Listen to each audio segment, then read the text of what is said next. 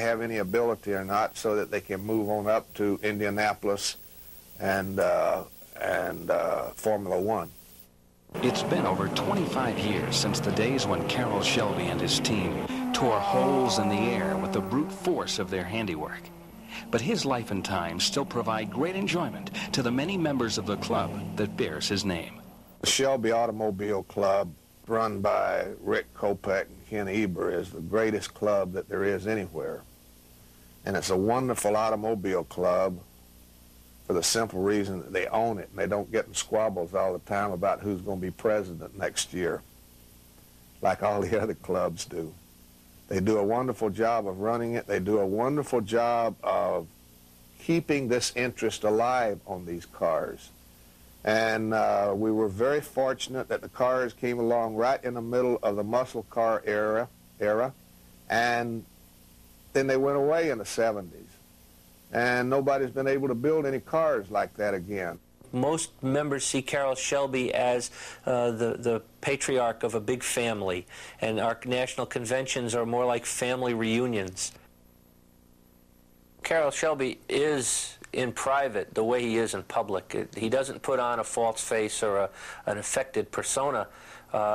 He talks to you, and within 5 minutes you get the feeling that he's telling you things that he wouldn't tell anyone else.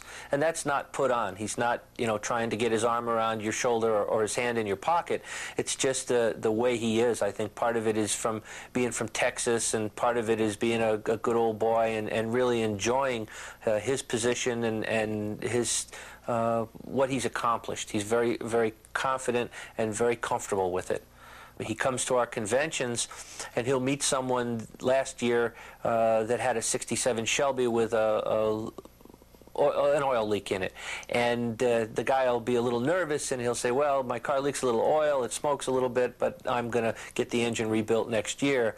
And the following year, they'll meet again at the convention, and Carroll Shelby will say to this guy, John, how's your GT500 engine? Did you get it rebuilt yet? And it knocks the guy right out of his socks, because he wouldn't have dreamed that Shelby would remember him after a full year. I think one of Carroll Shelby's secret pleasures in this club are the number of people who name their kids after him. Either Carroll Shelby Smith or Shelby Smith or Carroll Smith.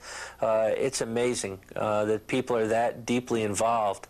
And I can recall at one convention, the wife of a member came up to me trying to get some sympathy and said, he's 3 years old, his name is Shelby Jones.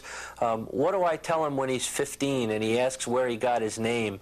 I have to say that his father was interested in a certain kind of a car, and that's what we named him after. And I just told her, it's a good thing that your husband wasn't interested in Studebakers. And as Carroll Shelby moves ever closer to a 6th decade of helping to define the boundaries of driving excitement, he is careful not to dwell too stubbornly on the accomplishments of yesterday. I've had a lot of highs. Winning Le Mans as a driver, building the Cobra, winning the World Championship. Really, there's been so many of them that I can't decipher which was the most thrilling. The thing that's the most thrilling to me is the fact that I'm sitting here with a new heart, 34, 35 years old, and I'm still able to build what I want to build, and I want to cut back and have fun doing, instead of trying to build a lot of cars. I want to do what I've always wanted to do. That's build a few of them the way I want to build them for little niche markets, and be a part of the thing like the Viper, be a part of Chrysler's overall plans as far as product is concerned. I don't think that I'm past it in that. That's the highlight of my life. What's going to happen tomorrow? In that golden age of horsepower, when broad-shouldered V8s that rippled with high-compression muscle tore at the pavement and filled the air with deep-throated voices warning of their intentions, there were indeed cars that rewrote the laws of physics with acceleration that could knock you senseless, and racetrack credentials that many cars with much longer lineages zealously envy. Carroll Shelby tipped the performance world upside down with his motley crew of West Coast hot rodders. They weren't interested in making history, yet they made it. They didn't care about creating legends, and yet their legends still shine brightly. They wanted to be the fastest, and having done that, they wanted to be champions.